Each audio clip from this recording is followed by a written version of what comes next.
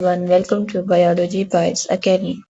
तो आज हमारी सीरीज का सेकंड लेक्चर है और टॉपिक हमारे पास है प्लाज्मा मेम्ब्रेन, क्योंकि फर्स्ट टॉपिक हमारे पास था सेल और आज हम सेल की मेम्ब्रेन को स्टडी करेंगे जिसको प्लाज्मा मेम्ब्रेन बोलते हैं। सेल मेम्ब्रेन भी बोलते हैं। ये सेल मेम्ब्रेन का डायग्राम है, ठीक है।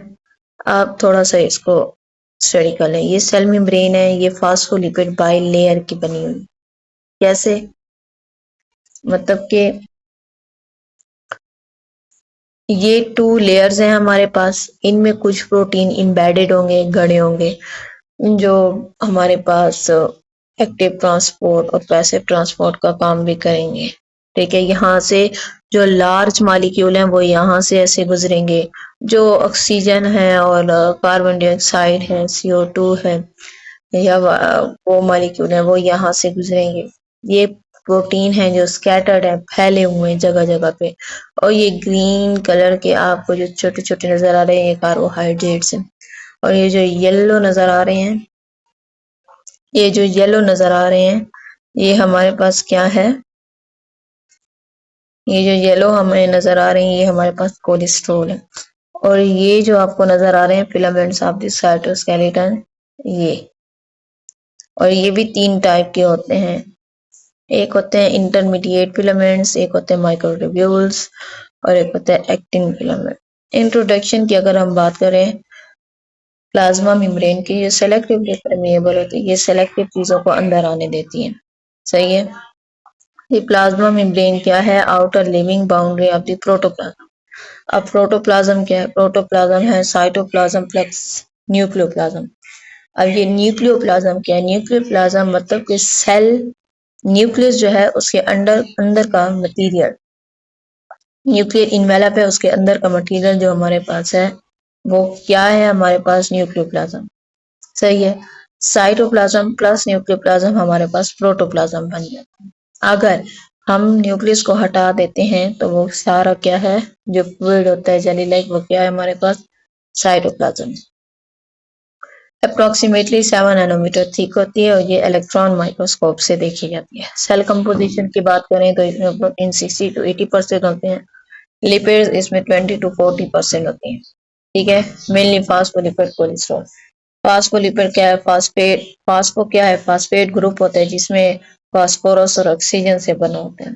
और ये हाइड्रोफिलिक मतलब कि वाटर लविंग होता है, हेड होता है। लिपिड क्या है? फैटी एसिड है और ये क्या है हमारे पास? टेल बनाते हैं इसकी। सही है। और इनको एम्फेटिक मॉलिक्यूल भी बोलते हैं बिकॉज ऑफ ये डिफरेंट पर्सनैलिटी होते हैं, 2 डिफरेंट पर्सनैलिटी। कोलेस्ट्रॉल की बात करें तो ये फैट की फैमिली से ताल्लुक होता है इसका। ठीक है, फास्फोलिपिड के दरमियान ये फंसा होता है। आपने देखा हेड इसका थोड़ा बाहर होगा, थोड़ा सा ये बाहर होगा, बाकी ये क्या है? इसके मेम्ब्रेन के अंदर मौजूद होगा। अब ये करता क्या है? फ्लेक्सिबिलिटी आपको प्रोवाइड करता है। ठीक है, ताकि इसकी जो लचक है वो क्या है? बरकरार रहे। और इसका ये जो बाकी हिस्सा है ये हाइड्रोफोबिक मतलब कि वाटर हीटिंग मतलब कि वाटर को पसंद नहीं करता। टेल्स के अंदर क्या होता है? ये हमारे पास चिपका होता है। बाकी ये कोलेस्ट्रॉल हमें क्या, कोलेस्ट्रॉल से क्या फायदा है? ये फ्लूइडिटी बफर को कंट्रोल करते हैं, मतलब कि अगर टेम्परेचर बढ़ जाता है तो फास्फोलिपिड क्या है? तेजी से हिलने लगते हैं। इससे मेम्ब्रेन टूट भी सकती है, मगर ये कोलेस्ट्रॉल क्या करता है? उनको पकड़ के रखता है। सही है। दूसरा, सर्दी में क्या हो जाता है? टेम्परेचर गिर जाता है तो ये सॉलिडिफाई होने लगती है, सख्त होने लगती है। कोलेस्ट्रॉल इसको क्या करते हैं? इनके दरमियान में रुकावट बनता है ताकि ये एक दूसरे के करीब ज्यादा ना आए। मैकेनिकल स्टेबिलिटी भी इनको प्रोवाइड करता है। ठीक है, मेम्ब्रेन को कि कोलेस्ट्रॉल जो है मतलब कि अगर ना हो तो ये क्या है? जो लेयर है ये टूट भी सकती है। कोलेस्ट्रॉल के ये और भी बहुत से काम है, बट जो मेनली काम है वो ये 3 है। मैकेनिकल स्टेबिलिटी प्रोवाइड करता है और बफर को कंट्रोल करता है। फ्लूइडिटी बफर को क्या करता है? कंट्रोल करता है। स्ट्रक्चर ऑर्गेनाइजेशन में क्या है कि भाई जो फास्फोलिपिड्स हैं वो प्रोटीन और कोलेस्ट्रॉल के बने होते हैं। प्रोटीन क्या है, एक दरवाजे या खिड़कियों का काम करता है, सही है। प्रोटीन में जो एम्बेडेड प्रोटीन है वो इस तरह के मॉलिक्यूल को अंदर आने देंगे जो सेल को जरूरत होते हैं। और कोलेस्ट्रॉल क्या करता है, ईंटों का काम करता है, मतलब कि इनको आपस में जोड़े रखता है, ना इसको सॉलिड होने देता है और ना इसको ज्यादा वो करने देते हैं। अगर ये जैसे कि मैंने आपको बताया टेम्परेचर बढ़ता है तो ये क्या फास्फोलिपिड क्या है, तेजी से क्या हिलने लगते हैं। तो ये मेम्ब्रेन के अंदर होते हैं, एक इनके बीच में होते हैं, तो ये क्या इसको पकड़ के रखते हैं ताकि ये मेम्ब्रेन टूट ना जाए। A structural organization with a fluid mosaic model proposed by a singer Nicholson 1972. This is the most widely accepted model. The lipid bilayer. Bilayer का क्या है, दो लेयर हैं, वो भी किसकी हैं, लिपिड की हैं, जिसमें फास्फोलिपिड्स हैं are arrange in two layer. Phospholipid दो लेयर में क्या है, अरेंज किए गए हैं, एक इस तरह, एक इस तरह। कुछ प्रोटीन इधर स्कैटर्ड हैं, फैले हुए हैं, कुछ एम्बेडेड हैं, ठीक है, चैनल का काम करेंगे, इन एंड आउट का काम करेंगे। किधर थे, phospholipids are arranged in two layers. Their hydrophilic polar heads face the water environment, मतलब के ये वाटर इन्वायरमेंट को आउटर में भी और इन में साइटोप्लाज्म के, ठीक है, वाटर इन्वायरमेंट को on the both side, while their hydrophobic non-polar tail faces each other in the interior. The mosaic pattern क्या है, proteins are not a continuous layer. Proteins क्या है, कंटिन्यूअस लेयर नहीं है, but are embedded with in the lipid bilayer. मतलब कि जो proteins होते हैं ना, ये कंटिन्यूअस लेयर में नहीं होते, बल्कि ये एम्बेडेड होते हैं, जैसे कि पहले मैंने बताया था, या स्कैटर्ड होते हैं, फैले हुए होते हैं। एम्बेडेड होते हैं with in the lipid bilayer. Bilayer दोनों, एक नहीं है कि एक लेयर में एम्बेडेड है, नहीं, बाइलेयर दोनों में क्या है, एम्बेडेड है, लाइक आइसबर्ग इन अ सी, जैसे कि समंदर में अगर एक बर्फ का पहाड़ है, इस तरह नजर आते हैं। The components are mobile and move laterally with the membrane. अब क्या है, ये जो मोबाइल मतलब सॉलिड नहीं होते, ये क्या है, मूव करते रहते हैं। Role of the membrane components. Phospholipids act as a barrier to most water-soluble polar molecules and ions. Proteins integral intrinsic protein. ये भी मैंने आपको बता दिया है कि कुछ प्रोटीन चैनल्स और कैरियर फॉर ट्रांसपोर्ट का काम करेंगे, ठीक है, कुछ मॉलिक्यूल्स को अंदर आने देंगे, कुछ को बाहर निकाल देंगे, चैनल्स का काम करेंगे, ठीक है। Peripheral extrinsic protein attach to the surface and often serve as a receptor for signalling. ये जो स्कैटर्ड वाले प्रोटीन्स हैं, ये क्या सिग्नलिंग का काम भी करेंगे। कार्बोहाइड्रेट्स क्या करते हैं कि ये मतलब के अलग आपको नहीं मिलेंगे, ये किसी के साथ अटैच मिलेंगे, ये लिपिड के साथ अटैच होंगे या फिर प्रोटीन के साथ। जो प्रोटीन ऊपर फैले हुए हैं ये उनके साथ अटैच होंगे तो ग्लाइकोप्रोटीन बना देंगे। जो ये लिपिड के साथ अटैच हो जाएंगे कार्बोहाइड्रेट्स, तो ये ग्लाइकोलिपिड बना देंगे। की फंक्शन में selectively permeability, it is a differentially permeable membrane, ठीक है, और allowing neutral molecule like O2 CO2 permeable membrane to pass easily while regulating the entry of ions and large polar molecule. अब ये जो लार्ज और बड़ी molecule हैं ये किसके थ्रू आएंगे, ये हमारे पास आएंगे, ये जो एम्बेडेड प्रोटीन्स वगैरह हैं। ट्रांसपोर्ट मैकेनिज्म में पैसिव ट्रांसपोर्ट है, डिफ्यूजन एंड ऑस्मोसिस, इसमें एनर्जी रिक्वायर्ड नहीं होती, और एक्टिव ट्रांसपोर्ट में हमारे पास एनर्जी रिक्वायर्ड होती है। डिफ्यूजन में क्या है, गैस लिक्विड सॉलिड, ये जो है area of higher concentration to lower concentration में जाएंगे। इन सेल O2 और CO2 मतलब कि move across the cell membrane through diffusion. जिस तरह मतलब कि O2 और CO2 ये क्या है, ये जो मेम्ब्रेन बनी हुई है ना फास्फोलिपिड्स की, ठीक है, ये मतलब कि जो एम्बेडेड प्रोटीन है उसमें से गुजर के नहीं जाएंगे। ये जो मेम्ब्रेन फास्फोलिपिड की बनी हुई है ये इसमें से इजीली गुजर के इन एंड आउट हो सकते हैं। ऑस्मोसिस क्या है, molecule higher concentration region of lower water concentration में through a semi permeable membrane. Semi permeable क्या है? मैंडेटरी है, मतलब कि लाजमी है फॉर ऑस्मोसिस के लिए। Water always move toward the side that has more solutes like a salt sugar to balance concentration. ठीक है, अब इसकी एग्जांपल है किशमिश की तेल है, आप उसको रात को भिगो के रखती हैं पानी में, ठीक है, उसके अंदर शुगर की कंसंट्रेशन ज्यादा है, तो अब ये पानी क्या है उसके अंदर जाएगा, वो सुबह फूली होगी। अगर हम इसी को नमक के पानी में भी रख दें तो आप इसको देखेंगे कि वो श्रिंक हो जाएगी, सुखड़ जाएगी। ये एक्सपेरिमेंट आप इजीली घर पे भी कर सकते हैं और इसको देख सकते हैं। एक्टिव ट्रांसपोर्ट में क्या है? Moving material against a concentration gradient. जब ये अगेंस्ट अ कंसंट्रेशन ग्रेडियंट के अगेंस्ट कंसंट्रेशन ग्रेडियंट जाएंगे, जो मटेरियल होगा, मॉलिक्यूल वगैरह होंगे, तो वो क्या है? एटीपी को यूज करके जाएंगे। एंडोसाइटोसिस और एक्सोसाइटोसिस। एंडो मीन अंदर, ठीक है ना, उसका आपको नजर भी आ रहा है। एंडोसाइटोसिस मतलब कि कुछ चीजों को अंदर लेके किस तरह आना है, एंडोसाइटोसिस। और एक्सो मतलब कि बाहर, और बाहर चीजों को किस तरह लेके जाना है।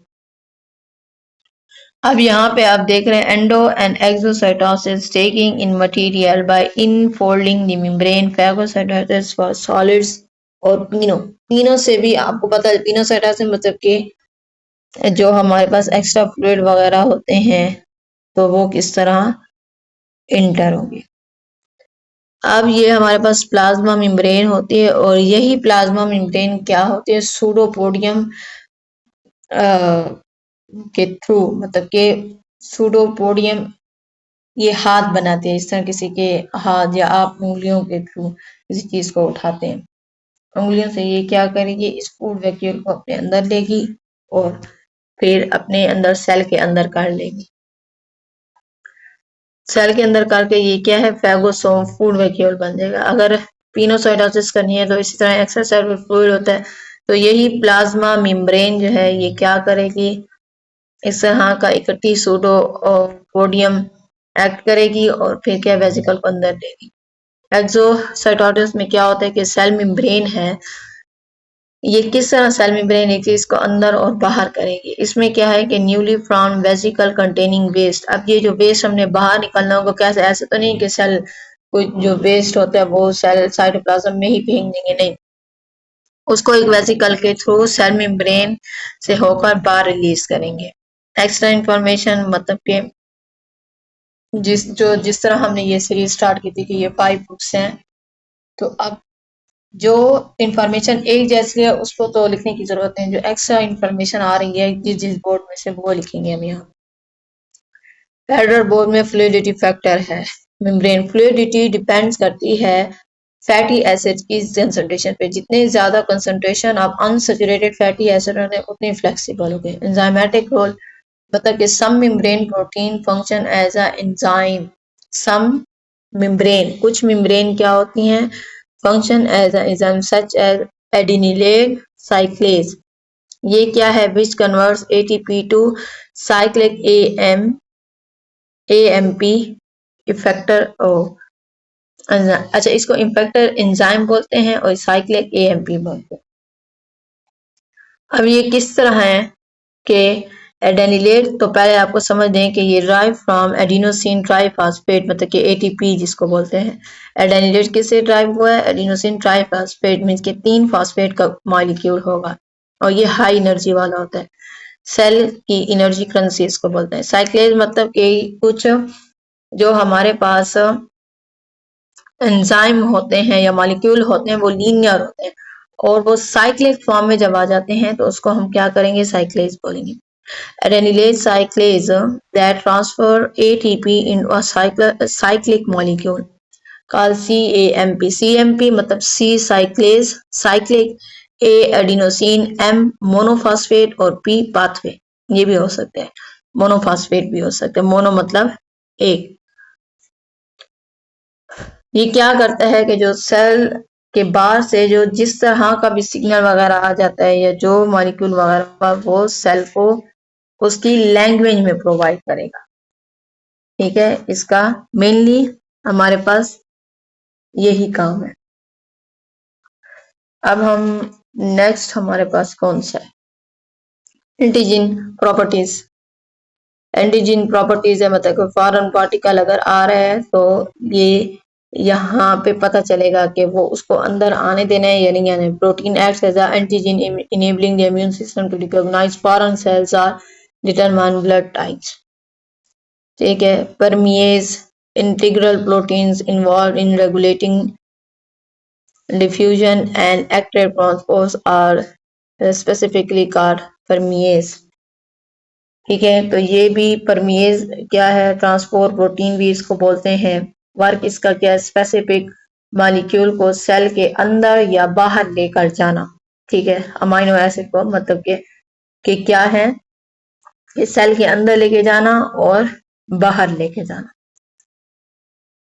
Receptor site carbohydrate provide a specific site like a hormone receptor site to receive signals and nerve impulse जैसे इंसुलिन है। impulses transmission in neurons, ये जो ब्रेन सेल्स होते हैं, the plasma membrane is specialized to transmit nerve impulse to coordinate body function signal। ये nerve impulse जो है, impulse transmission भी, जैसे हमने एक हार्ट चीज को अगर हाथ लगाते हैं तो फौरन पता चल जाता है कि ये गर्म है और हाथ क्या है, फौरन ही हम नहीं हटाते, ऑटोमेटिकली हटता है, इनवॉलेंट्री प्रोसेस होता है। अब न्यूरॉन क्या है, न्यूरॉन की जो प्लाज्मा मेम्ब्रेन है उसको एक्साइटेबल भी बोलते हैं। It has ability to change its electrical charge, जिसमें इलेक्ट्रिकल चार्ज इसमें कौन से होते हैं, जो पोटाशियम और सोडियम के होते हैं। ठीक है, ability to change its electrical charge, receive signal allow specific ion. Ions क्या है, पोटाशियम और सोडियम है, move in and out cell से हो जाते हैं। This movement creates electrical current, ये इलेक्ट्रिकल करंट को क्या है, जनरेट करती है। सॉल्व टिडबिट्स में है chronological developments, trace the history of the membrane model. ये बोर्ड में, ये बुक में भी आपका लिखा हुआ, ये किस में है, सॉल्व क्रिटिकल बॉक्सेस, ये केपीके में है। Trace the history of the membrane model. 1925 में गॉटर एंड ग्रीडल ने लिपिड बाइलेयर किया था। 1935 में डेनियल और पर्सन ने propose lipid by layers sandwich between protein lipid layers किया था। 1959 में पर्सन ने यूनिट मेम्ब्रेन मॉडल किया था और 1972 में सिंगर एंड निकोलसन ने क्रिटिकल थिंकिंग फेडरल बोर्ड की है। Why fluid mosaic, why is the membrane described using these two words? Solution: it is fluid because the lipid molecules are in a liquid state and can move laterally. It is mosaic because the proteins particles are scattered in irregular discontinuous pattern।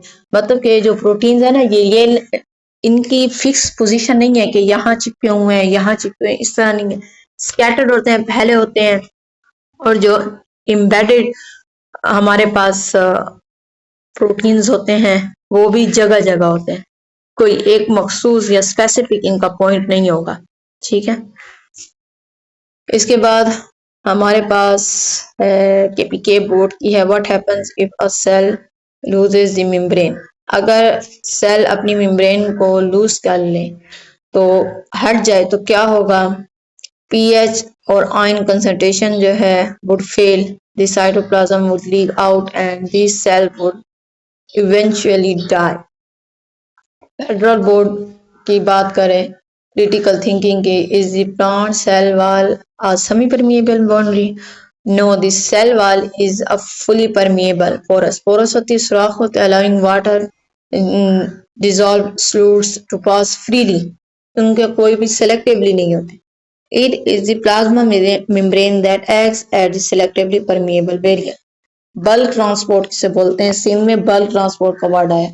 How does the cell move large particle that can not pass through protein? Through endocytosis. अगर बहुत बड़े molecule हैं जो हमारे पास, large particle that can not pass through protein, जो protein channel थे इनकी वजह से नहीं पास हो सकते, जो हमारे पास प्रोटीन चैनल और कैरियर बने हुए थे उनसे अगर नहीं पास होते फिर कैसे जाएंगे? Exocytosis, through endocytosis taking in vesicle formation, और exocytosis moving particles out by fusing vesicle with the membrane, जैसा कि अभी हमने आपको बताया। फ्लैश कार्ड से पहले मैंने आपको यहाँ पे फिलामेंट्स ऑफ साइटोस्केलेटन भी बताया था। किधर चला गया ये फिलामेंट्स ऑफ साइटोस्केलेटन। अच्छा, साइटोस्केलेटन मतलब ये साइटो सेल और स्केलेटन क्या होता है, एक फ्रेमवर्क होता है। सेल का फ्रेमवर्क, जैसे हमारे सेल है हमें एक शेप प्रोवाइड करते हैं, इसी तरह ही सेल को भी एक शेप प्रोवाइड की जाती है, उसको हम साइटोस्केलेटन बोलते हैं। ये सेल के मतलब कि साइटोप्लाज्म में फैले होते हैं फाइबर्स की फॉर्म में, एक नेटवर्क होता है इनका। अगर ये ना हो तो सेल एक मतलब के डिफेक्टेड बलून जो होता है ना, पिच का वो बलून, उसकी तरह हो जाएगा। अब ये इनकी 3 टाइप्स होते हैं, माइक्रोफिलामेंट्स, इंटरमीडिएट फिलामेंट्स और माइक्रोट्यूब्यूल्स। अब माइक्रोट्यूब्यूल्स, अब ये जो हमारे पास माइक्रोट्यूब्यूल्स हैं, ठीक है, सॉरी माइक्रोट्यूब्यूल्स नहीं, फर्स्ट हमारे पास कौन से हैं, मैं डेटा नहीं दिया। इंटरमीडिएट फिलामेंट्स हैं हमारे पास, और माइक्रोट्यूब्यूल्स हैं और एक्टिन फिलामेंट्स हैं। अच्छा, माइक्रोफिलामेंट्स को ये जो एक्टिन फिलामेंट्स हैं इनके साथ लिख लें, इनको माइक्रोफिलामेंट्स बोलते हैं। ये एक्टिन प्रोटीन के बने होते हैं, ये सबसे छोटा होता है और सेल की मूवमेंट और शेप में हेल्प करता है। ये ज्यादातर सेल मेम्ब्रेन के बिल्कुल नीचे एक घना नेटवर्क बनाते हैं ताकि सेल की आउटर शेप को बरकरार रखें, लेकिन ये पूरे साइटोप्लाज्म में भी फैले होंगे। इंटरमीडिएट फिलामेंट क्या करते हैं, ये केराटिन प्रोटीन के होते हैं, स्ट्रेंथ प्रोवाइड करते हैं, ये पूरे साइटोप्लाज्म में फैल कर टेंशन रोप्स मतलब कि रस्सी की तरह काम करते हैं। न्यूक्लियस को वो है, माइटोकॉन्ड्रिया है हमारे पास, गॉल्गी ऑपरेटर्स, ये क्या रोप की तरह काम करते हैं, उनको ऐसे पकड़ के रखते हैं ताकि क्या, अगर ये ना होंगे तो क्या इधर उधर गिर जाएंगे और क्या सेल की डेथ हो जाएगी। तो ये इंटरमीडिएट फिलामेंट्स क्या करते हैं, केराटिन प्रोटीन के बने होते हैं और स्ट्रेंथ प्रोवाइडर होते हैं, स्ट्रेंथ प्रोवाइड करते हैं, टेंशन रोप्स क्रिएट करते हैं। माइक्रोट्यूब्यूल्स क्या करते हैं, ट्यूब्यूलिन प्रोटीन के बने होते हैं, ये सेल के सेंटर, ये जो सेंट्रोसोम्स से निकल कर पूरे साइटोप्लाज्म में ये क्या रोड्स या ट्रैक्स की तरह बिछे होते हैं ताकि ऑर्गेनेलिज उन पर फ्लोट कर सकें या चल। अगर ये ना हो, ये मतलब कि 3 ना हो तो क्या हो जाएगा, तो क्या हो जाएगा, इससे क्या है, सेल क्या है, पिचक सकता है। या एक साइड पे अगर हो जाए ये फिलामेंट, ये तीनों मिलके काम करते हैं, अगर ये एक साइड पे हो तो सेल की दूसरी साइड क्या पिच की होगी, तो उससे क्या है, ऑर्गेनेलिज या ऑर्गेनेल मतलब माइटोकॉन्ड्रिया वगैरह से क्या है अपनी जगह छोड़कर नीचे नहीं करते, इनको पकड़ के रखते हैं। और ट्रांसपोर्ट, अगर ये ना हो तो ट्रांसपोर्ट वगैरह भी रुक सकती है। एक इसमें हमारे पास और कौन सी इंफॉर्मेशन थी,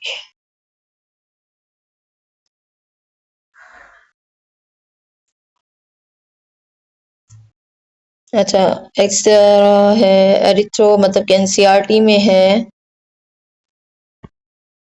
ये लास्ट में फ्लैश कार्ड्स में इनकी अलग से एक वीडियो बनाएंगे। जैसे यहाँ पे है फ्लैश कार्ड में, how does an increase in the concentration of unsaturated fatty acid affect the plasma membrane? It increases the fluidity and flexibility of the bilayer.